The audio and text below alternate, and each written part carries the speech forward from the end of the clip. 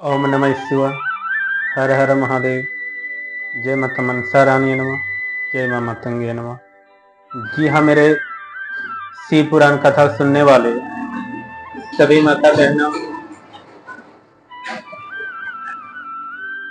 को सहने भरा नमस्कार। और आज हम आप सभी के बीच मेरे भक्तों सोमवार के शुभ अवसर पर तपस्या तथा साधना करने की विधि विधान मार्गदर्शन आप सभी के बीच करेंगे। मेरे भक्तों शिव पुराण की आज की कथा है संध्या। बिना गुरुदेव के मार्गदर्शन से वह तपस्या करने का परिणाम क्या होता है, तो इस कथा में आप सभी को मार्गदर्शन मिलेंगे। तो शिव पुराण कथा प्रारंभ होने से पहले आप सभी भक्तों से नम्र निवेदन यह है कि आप सभी महादेव भगवान का जय जयकारा करें। बोलिए महादेव शंकर भगवान की, जगदम्बा पार्वती माता की, मातंगी माता की, गुरुदेव भगवान की। मेरे भक्तों चलिए कथा की ओर आप सभी को ले जाते हैं। मेरे भक्तों ब्रह्मा जी कहते हैं, मुने तंत पर मेरे अभिप्रिया को जानने वाले मारीच आदि मेरे पुत्र सभी मुनियों ने उस पुरुष का उचित नाम रखा दक्ष। आदि प्रजापतियों ने उसका मुंह देखते ही वृक्ष के भी सारे वृतांत जानकर उसे रहने के लिए स्थान और पत्नी प्रदान की। और मेरे पुत्र मरीच आदि दिग्गजों ने उस पुरुषों के नाम निश्चित करके उसे यह युक्ति बात कही।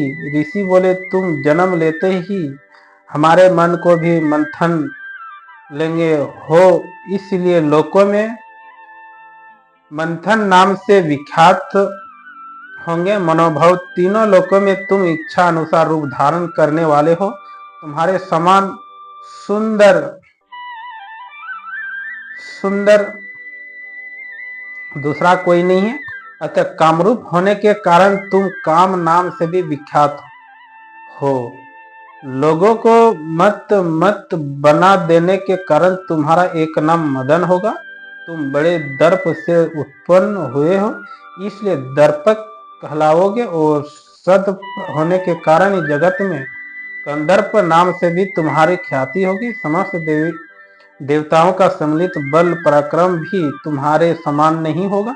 अतः सभी स्थानों पर दूसरा अधिकार होगा और तुम सर्वव्यापी होंगे। जो आदि प्रजापति है वे ही ये पुरुषों में श्रेष्ठ दक्ष तुम्हारी इच्छाओं के अनुरूप पत्नी समय हम देंगे और तुम्हारी कामिनी तुमसे अनुराग रखने वाली होगी।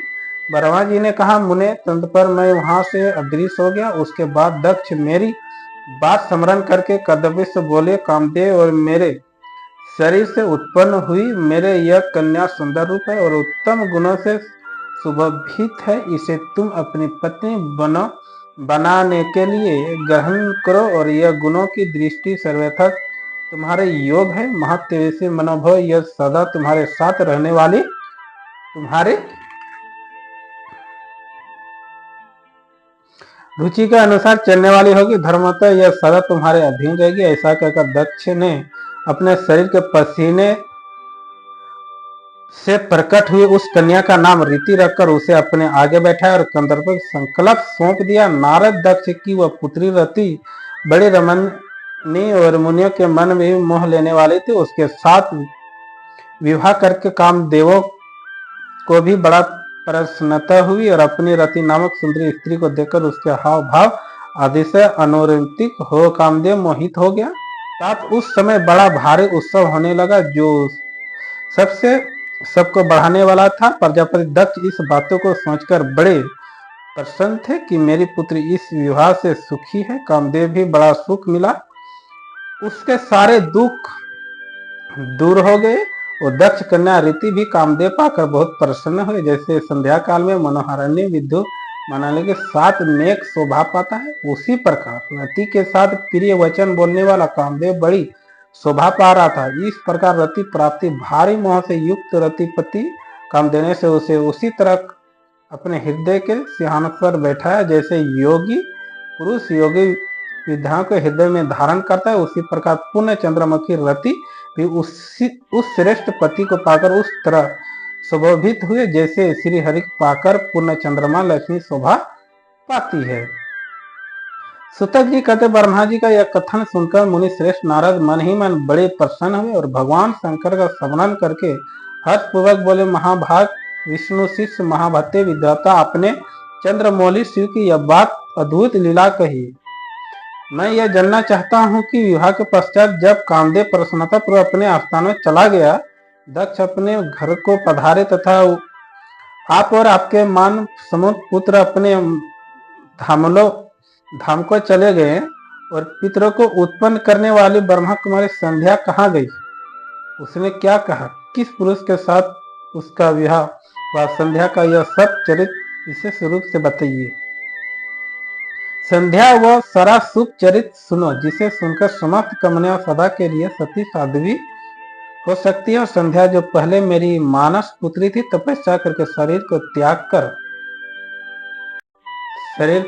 कर मेरे भक्त मुनि श्रेष्ठ मेधातिथि बुद्धिमती पुत्री होकर अरुंधति के नाम से विख्यात हुई और उत्तम व्रत का पालन करने उस देवी ने ब्रह्मा विष्णु और महेश्वर के कहने से श्रेष्ठ व्रतधारी महात्मा वशिष्ठ को अपना पति चुना और सब स्वरूप वाली देवी सबकी वरंतनीय और पूजनीय श्रेष्ठ पतिव्रता के रूप में विख्यात हुई। नारद जी पूछे, भगवान संध्या ने कैसे किस लिए और कहाँ तप किया? किस प्रकार शरीर त्याग कर वह मेधातिथि की पुत्र हुई और ब्रह्मा विष्णु और शिव इन तीनों देवताओं को बताइए। उस श्रेष्ठ व्रतधारी महात्मा वशिष्ठ उसने किस तरह अपना पति बनाया? पितामह, यह सब मैं विस्तार से साथ सुनना चाहता हूँ। अरुंधति के इस कौतूल चरित्र का आप व्यर्थ रूप से वर्णन कीजिए। संध्या के मन में एक बार सका भाव आ गया था, इसलिए उस साध्वी ने यह निश्चय किया कि वैदिक कार्य मार्ग के अनुसार मैं अग्नि में अपने इस शरीर की आहुति दे दूंगी। आज से इस भूतल पर कोई भी देहधारी उत्पन्न होते ही काम भाव से युक्त न हो सके, इसलिए मैं कठोर तपस्या करके मेरा देह स्थापित करूंगी। वो तरुणा व्यवस्था से पूर्व किसी भी काम प्रभाव नहीं पड़ेगा, ऐसा सीमा निर्धारित करूंगी। इसके बाद इस जीवन को त्याग दूंगी। मन ही मन ऐसा विचार करके संध्या चंद्रभाग नामक उस श्रेष्ठ पर्वत पर चली गई जहां से चंद्रमा नदी का प्रादुर्भाव हुआ। उनमें तपस्या का दृढ़ निश्चय ले शंकर को श्रेष्ठ पर्वत पर गई और जाने में अपने समीप बैठे हुए वेद वेदांग परंगत विद्वान सर्वज्ञ जित्यामा एवं ज्ञानोगी पुत्र वशिष्ठ कहाँ बेटा वशिष्ठ मान स्वामी संध्या तपस्या की अभिलाषा चंद्रभाग नामक पर्वत पर गई और तुम जाओ और उसमें विधि पूर्वक दीक्षा दो। तात वह तपस्या के भाव नहीं जानती है, इसलिए जिस तरह तुम्हारे यथोचित उपदेश से उसे अभीष्ट लक्ष्य की प्राप्ति हो सके वैसा प्रयत्न करो। नारद, मैंने दया पूर्वक जब वशिष्ठ को इस प्रकार आज्ञा दी, तब वे जो आज्ञा कहकर एक तेजस्वी ब्रह्मचारी के रूप में संध्या के पास गए। चंद्रभाग पर्वत पर एक देवेश्वर है जो जलाशयोचित गुणों से परिपूर्ण है, मानसरोवर समान शोभा पाता है। वशिष्ठ ने उस सरोवर को देखा और उसके तट पर बैठी हुई संध्या पर दृष्टिपात किया। कैलाश में प्रकाशित होने वाले सरोवर तट पर बैठी हुई संध्या से उपलक्षित हो उसी और तरह सुभावित हो रहा था जैसे प्रदोष काल में उदित चंद्रमा और नख से युक्त आकाश शोभा पाता है। सुंदर भावशाली संध्या को वहां बैठी देख मुनि ने कतुल उस ब्रह्म बहलोलित नाम वाले सरोवर को अच्छी तरह देखी। उसे प्रकारभूत पर्वत के शिखर से दक्षिण समुद्र की ओर जाती हुई चंद्रभाग नदी का भी उन्होंने दर्शन किया। जैसे गंगा हिमालय निकलकर समुद्र की ओर जाती है, उसी प्रकार चंद्रभाग के पश्चिम शिखर का भेदन करके वह नदी समुद्र की ओर जा रही थी। उस चंद्रभाग पर्वत पर बिरलोती सरोवर के किनारे बैठी हुई संध्या को देखकर वशिष्ठ आदरपूर्वक पूछा। क्या पूछा, यह आप सुनिए।